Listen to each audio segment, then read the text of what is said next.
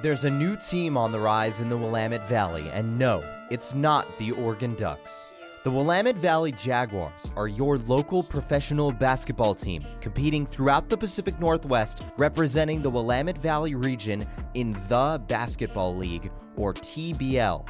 The Jaguars are composed of players from across the country who grind every single day to live out their dreams of playing professionally. Every Tuesday at 6 o'clock, we take you behind the scenes on the latest updates on all things Jaguars and get a first-hand account of what it takes to make it in the Basketball League. This is Jaguars Beyond the Baseline. Hi everybody, welcome in to this week's edition of Jags Beyond the Baseline. I'm your host, Isaac Doobie. I'm here at the Gate Community Youth Center with Michaela Anderson, the program director. Michaela, thank you for joining us. Thanks for being here. I really appreciate your time. Thank you. Thank you for having me. Let's start with this. I want to highlight what you do with the Gate Community Youth Center, but I want to bring in our audience of how the partnership with the Jaguars came about, what you guys do with the Willamette Valley Youth League and that initiative, how you guys support that, how that's gone so far this year. First of all, how did your partnership with the Willamette Valley Youth League and the Jaguars come about?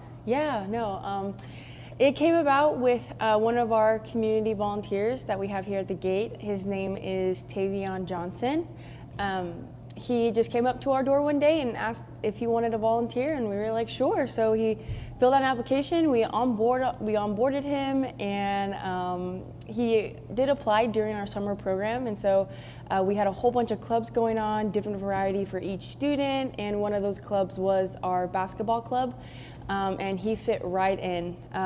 We threw him in there, and it was amazing. I had no idea that he played for the Willamette Jaguars at the time until a little bit afterwards, and he told me. But that's kind of how we found out about the Willamette Jaguars, and then the team and all their community and all their people was just through Tavion, just coming here and being a positive influence for these students and for a lot of these boys in the club too as well. And so it was nice to have him on board and just to get to know him a little bit better too as well. Who came to you asking about the youth league and to let you know that they were looking at a place to hold it? And then of course. You guys eventually stepped up as the host of it here in Independence. Yeah, so Tavion and Coach Mary sent me an email. They came here and did a little tour of the Gate, and Coach Mary had this idea just to start up this league and wanted to use our gym. She just kept emphasizing how we had such a beautiful gym to come in here and just to support these students when it comes to basketball and just aspiring to do those things. And so, Coach Mary and Tavion just kind of came up to me and started talking about it. How many students are involved in the league, and how has it gone so far? Because the season's run for about a month, right, or about 3 weeks. Yeah, it's been going really well. I've been just seeing videos and pictures and just talking with Tavion about it has been really nice too. And some of the students who from the Gate who are participating in it as well. Last time I checked, there were 4 to 5 teams. I'm not sure how many are still competing or how many leagues there are, but I know there was quite a handful of them, and I know quite a handful of them are from the Gate too as well. So it's been looking like it's been going really well. Tell me a little bit about your role as program director and what you oversee here at the Gate and how you have been involved in the youth league or just other programs here at the Gate. Yeah, so I haven't been program director for too long. I would say I've been for program director for about almost a year now, but to some of the programs and things I run here, pretty much anything program related. So anytime the students are here, here at the Gate, I'm in charge of making sure they have clubs and activities, making sure the food is getting out, making sure the staff are doing their jobs. I plan events like Halloween or Thanksgiving or Christmas or whatever it is for these students just to have some fun. I oversee all the students and the staff just to make sure everybody's doing their job and everybody's having fun and being safe at the same time as well. That's a perfect segue into what I think a lot of people might be curious at this point into the podcast, which is like, what is the Gate? What do you guys do? What is your guys' mission? From what I've looked at online, from what I've heard, you guys are centered around supporting youth in Independence and Monmouth, feeding them, giving them opportunities to learn, provide mentorship, a place to hang out, have fun. You guys have, musical instruments, board games, obviously a full-size basketball court, pool tables, all kinds of things for kids to hang out, relax, have fun. How did the Gate originate? What were its?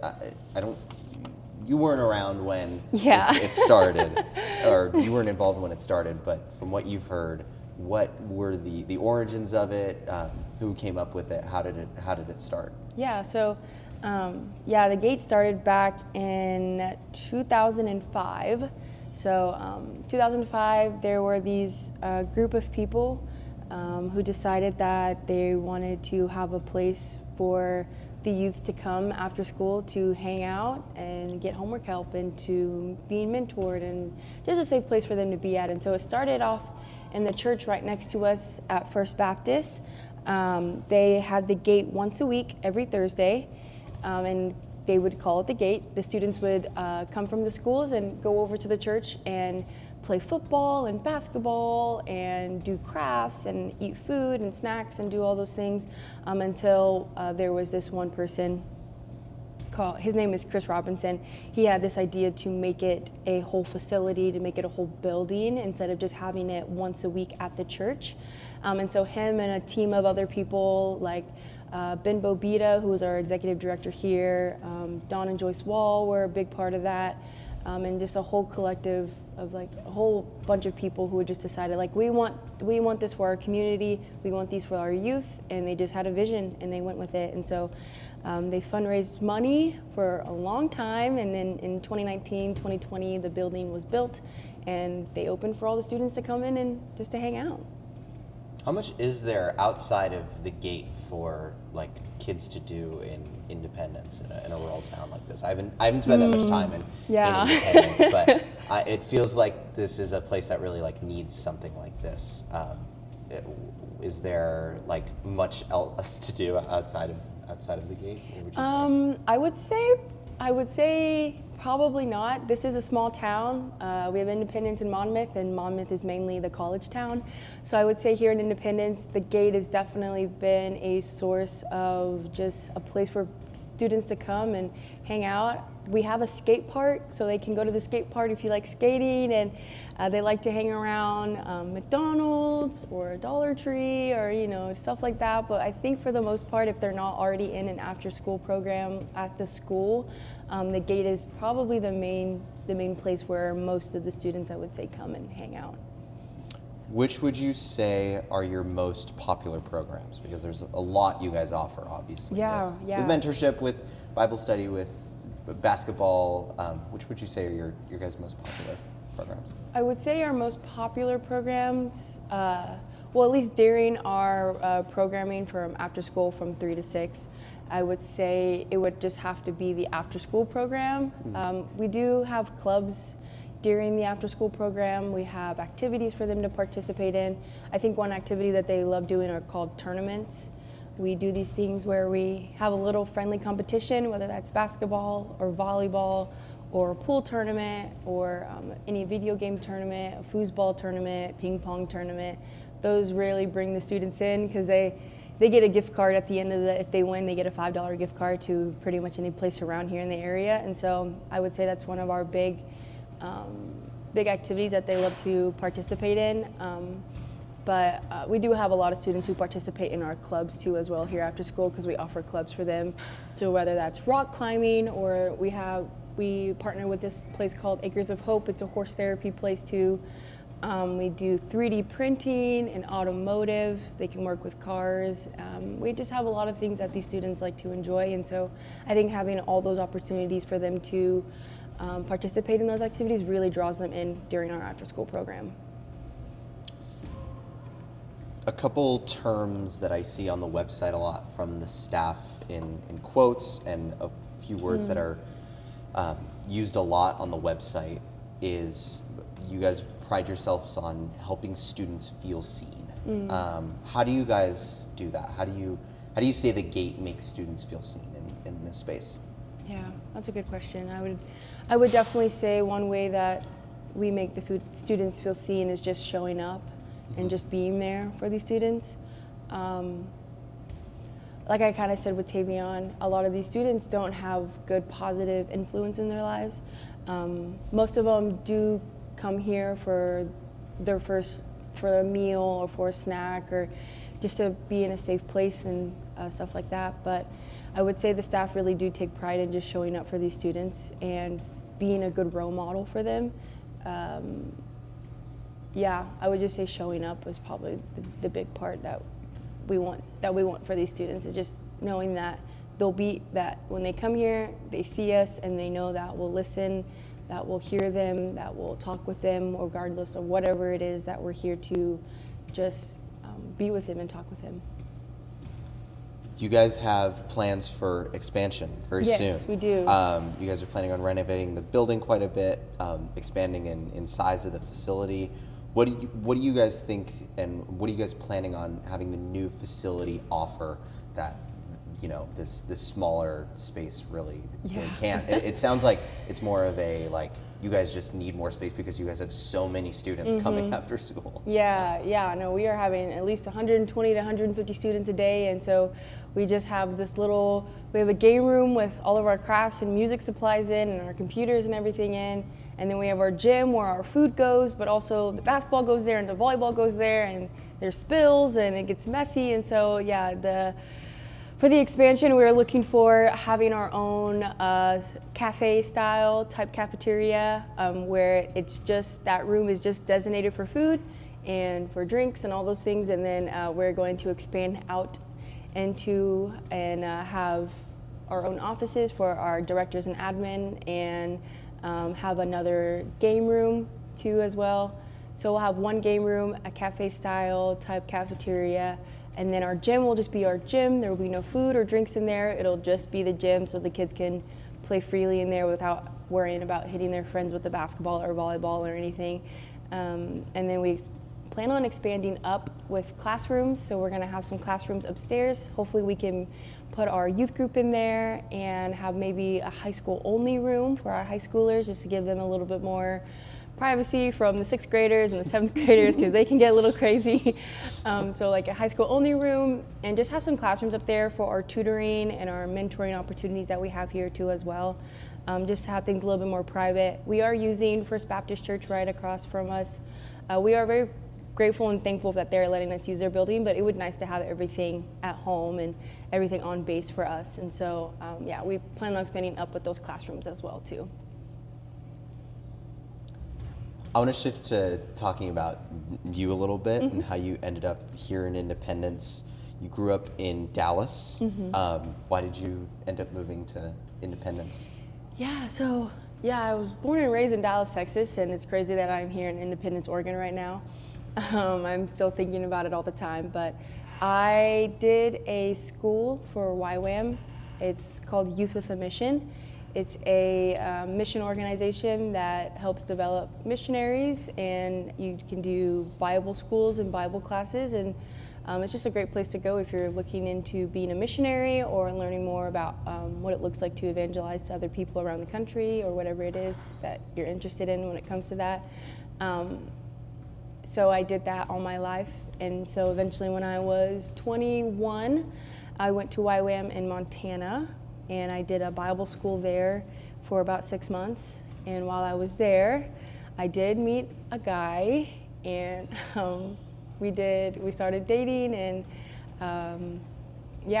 he lived in Oregon and I lived in Texas, and so we did long distance for about 10 months, and then realized we want to get married, we want to start a life together. And so I decided that I would move to Oregon to do that. And when I moved here and got married, I got a job at the Gate just as a recreation leader and as their kitchen manager. I was working in the kitchen and started doing that, and then eventually I worked my way up to become program director. And so that's kind of how I got led here to Independence. I would say it's a boy, but I think God really worked it out to where He kind of guided me here to do that. was the guy you met, was he from Independence? Yeah, is that well, the he's reason? he's from Dallas, Oregon, so about 20 minutes from here. Okay. Yeah. And you ended up finding the Gate, and Mm-hmm. was that because you were looking for a place that, you know, it prioritized religion, it was trying to make an impact on the community? Is that a big reason why you really wanted to work here? Yes, I did. Once my husband told me about it and was talking about how there's this place called the Gate in Independence, he had a friend whose daughter worked here, and his friend told him about it, and he decided to come back to me and tell me, yeah, it's a place where you can hang out with 6th through 12th graders all day and play basketball and volleyball. And I was like, okay, that sounds fun. Who doesn't want to do that for a job? I mean, and all my experience just with my mission work, I've worked with youth just across the countries, just hanging out with them, building relationship and playing games and doing activities. And, you know, I was teaching them, we were teachers for them as well. And so it felt like it was like a perfect fit, especially since I was moving here, and I was like, I'll take the job. And so, yeah, they interviewed me when I was in Texas, and so when I got here and I moved here, I started work right away, and I just fell in love. You kind of already mentioned this. I don't want to phrase this question in a offensive way, but I'm curious, like, how has religion sort of guided you in this journey, both to the Gate, both in your life, and made an impact on you, and how do you see that playing an impact also on and sharing that with some of the students here at the Gate? Yeah, I would definitely say my faith has been something that I've held on to throughout my whole life, whether I was struggling or really happy or really joyful or not. I would say just knowing that Jesus has been there for me this entire time, and just the gift that he's giving me. I've really just enjoyed just being with Jesus and having time with him and walking with him throughout my whole life. I did grow up in the church, and I grew up loving mission work and loving other people and just showing them God's love. And so when I found out about the Gate and then the ministry that it has here, it was just another opportunity just to show God's love to these students and show God's love to these kids, regardless of who they are or where they come from or what they've done. It really doesn't matter, because Jesus loves us all the same. And so I would say throughout my life, it's been changing ever since, of course, ever since you're younger and then you grow older, your life changes, and it's always this and that, and there's a lot going on, or maybe there's not a lot going on, but still, one thing that stays consistent, one thing that doesn't change is God's love and God's character. And so that's kind of grounded me a lot, is just the fact that Jesus doesn't change. I may change and my life changes, but he doesn't. And that just kind of keeps me grounded, keeps things consistent with me. So. Is there anything else you want to highlight about the Gate, about your personal story, about your guys' future plans, or your partnership with the Jaguars? Is there anything else you feel like I missed that you want to spotlight? Yeah, no, I definitely think with this expansion, I do hope and pray that with this expansion we do gain more students and we gain more kids. We're still fundraising for that. We're about $200,000 away from reaching our goal. So we're almost there. We're hopefully going to start in June.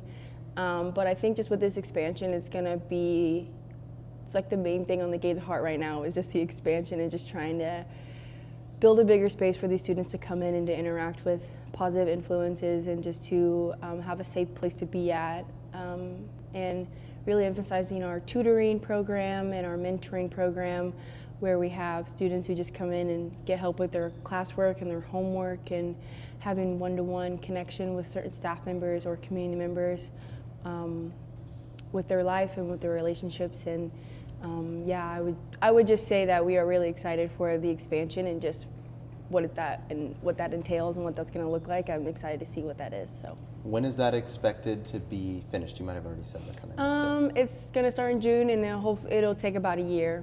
Okay. They say 9 months, but it'll probably be a year. Are you going to be operating during that time that year? Okay. We still want to operate. We still want to be open. We don't want to shut down completely. So we might just have the gym open and while other things are being done, and then have the game room open while the other stuff gets done. But we still plan on operating and being in service while that's happening. Programming and things will look different, especially in the summer. Our summer program will look different, but for the most part, we'll still be open for all the students to come and hang out.